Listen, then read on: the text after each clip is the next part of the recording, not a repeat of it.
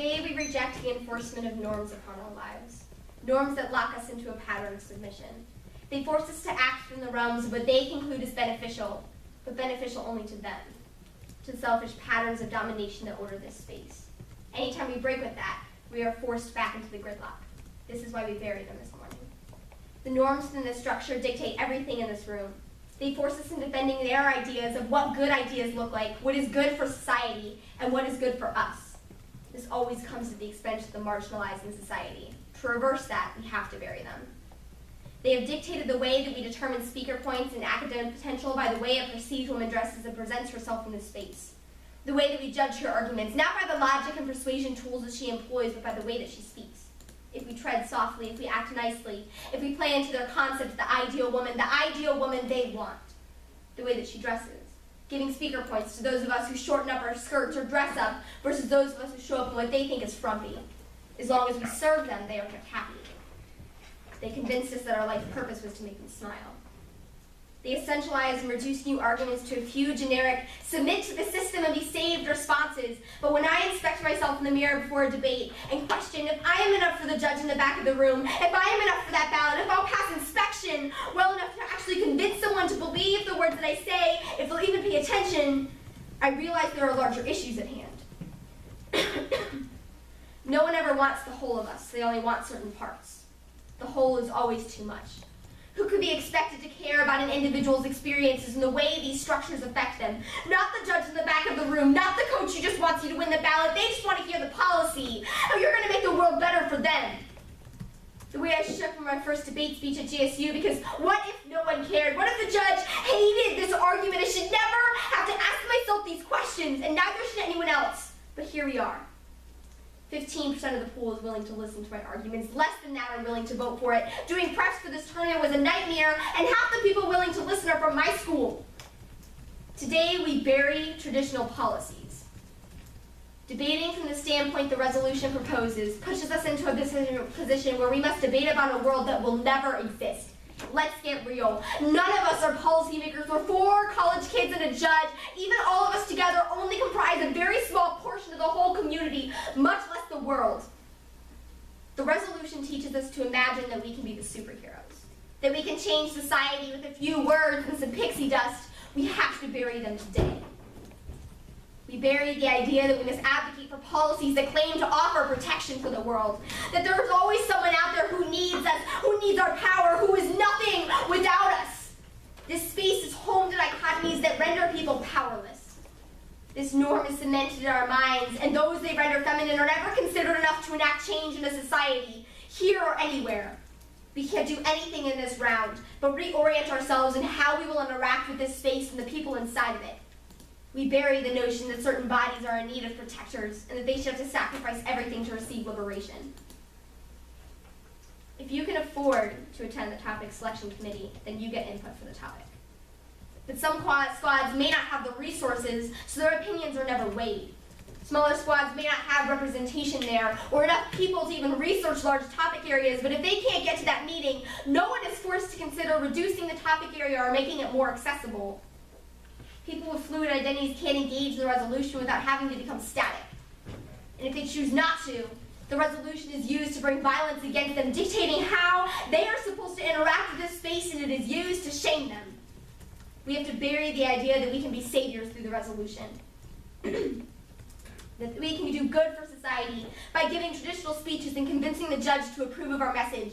We are able to leave the room believing that we have done some good for society and can leave with a sense of pride that we've fulfilled our duty for the day. This leads us to justify decisions we make later, thinking we've done enough good for 1 week. We bury the idea that there's only one type of education that's good for this space. Debates about reduction of military presence are preconditioned to be the good ones, the ones they favor, the ones they privilege in this space. They want us to fall in line with the normative education, what they think is a good idea and will produce good for society. They tell us to debate their way because that's what gets the ballots, to surrender ourselves to seem more attractive to them. They made the rules to lock many out, to rig the game so they always win. They give us 3 options and tell us to be thankful. They claim their concepts of good argumentation provide us with educational benefits beyond our years. That is just another excuse for the types of discussions they want to have anyways. Repetitive, meaningless, killing off creativity, refusal to accept new forms of education as times change. It is always a rejection of the marginalized, another excuse to ignore them. These are all manifestations of a larger structure. The fact that I can count on one hand the number of judges of color in this pool is absurd. Hardcore policy arenas where we worship the topic without relent ensures that certain experiences stay pushed to the side or are never encouraged to attend. There's discursive violence that we are surrounded with in this space, and we have to address these first because this is the real world that we live in. We bury the idea that only one style of debate is acceptable. The resolution forces us to believe that their method of gaining political knowledge is superior. They only create a politics of exclusion. A tea party they only invite themselves to. Dance is never perceived as an argument. Poems are believed to be a waste of speech time. But it is only through these alternative methods of education, of educating ourselves and engaging the world around us, that we are able to rupture those structures that deem them invaluable.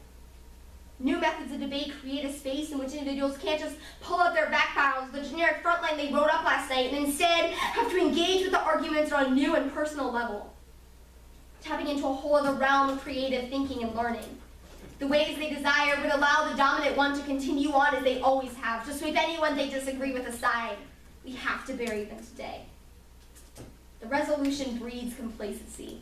We go through arguments without even thinking. We feel safe as long as we have enough cards highlighted, enough disads ready, but we never go beyond that. We are taught to consider how to actually create change in our own lives, how to take what we learn and go outside the generic blocks that we write. We never consider if there's anything beyond that. The discussions they ask us to have are only possible if we have agency, but they made sure we would never get that in their world. The burial makes sure that we have access to agency and become subjects instead of objects in this world. We bury the idea that we should perform disembodiment, removing ourselves from our positions and acting as if we have any influence beyond the space that we are currently in. Not everyone can access that without experiencing violence or being told to get back into their positions. We can't afford to imagine away the violence that we witness all around us. We don't have time to pretend to be somewhere else. We are here. The resolution wants us to forget about the past, everything that brought us here, and forces us to debate about something we in this room have no control over. We choose not to value a 1AC with a shaky internal link story that forces us to play games with our lives and those around us. They shame anyone who doesn't conform, and they teach others to do the same. To devalue and render worthless opinions and ideas that don't fit into their neat little boxes. They want us to feel bad for introducing this type of argumentation, to live and die by the rules they created, but we refuse. We bury the shame that they taught us. They are dead. We refuse to accept the resolution as our only hope and guide for instruction in this space. We have dreams for what debate can be, what this space could become. Until we remove ourselves from this gridlock, the potential is just locked in. If we don't, we're just another one of those teams, never able to go above the current structures that lock us down. The burial signifies that they have died, and the last grip they had on us has been removed. Let us lower their bodies, their limbs slipping past the layers of dirt marking our history. This is the funeral. This is the final moment before they are covered with dirt. Until we bury them, until we put their surprisingly limp and frail bodies into the ground, we cannot escape this. We have to bury them. We have to bury them in the ground. I'm ready for myself. All right. So, what are we burying in this round?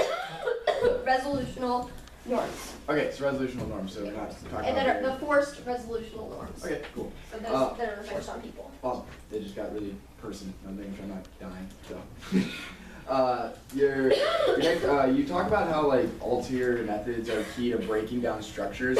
What does your narrative actually do? It's not a narrative, it's a eulogy. All right, your eulogy. Okay, cool. What does your eulogy do outside of this space to like break down like the inherent? You don't have to do anything outside of the space. That's the point. We talk about this debate space. Okay, well, even within the debate space, how do you change like the underlying like causes of things like through these discussions? That's why okay. we read the So act. through this discussion, we can make there be more people of color in the judging pool. Yeah, like this term is literally the perfect example of how we create, like there's divides in the debate community where we view like policy tournaments, and those discussions always exclude certain people. So like you're saying that there are different tournaments that people should go to and stuff? No, I'm saying, well, Well, I mean, that's probably what you should happened. probably go to one that's not like this, yeah. Okay, why'd you go? Because our school went and we have to go with our school. Okay, cool. Like, that's also a problem. Like, we need to have these discussions with our own schools, with Yeah, our communities. I was like, isn't Yeah. your school the only people who like listen to this argument according to your? Yeah, I mean, when we did preps, it was almost like a lot of these people in the pool who would actually like listen to this would actually be from our school, which we felt was kind of ridiculous. Cause Quick question that I think I know the answer to, it's just to cover ground, is this burial, does anybody else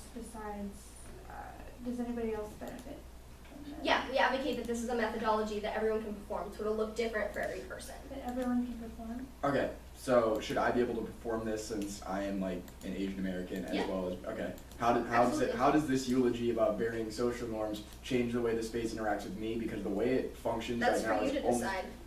okay. Like, this is what for us, this is what works. We recognize this will look different for Then everybody why vote else. affirmative? Because it's still a good methodology. Okay, so we're just voting for the best methodology in the round. What's your, like, are your impacts all the different claims about, like, different instances, like, of violence y'all have experienced? Yeah. Okay. Or no, like, it's not that we've experienced things that we've seen in the community. Okay, just think you've seen the Yeah. community fair. So, I thought I was just supposed to help you, so you're helping other people with this narrative. Like, I don't understand your impact.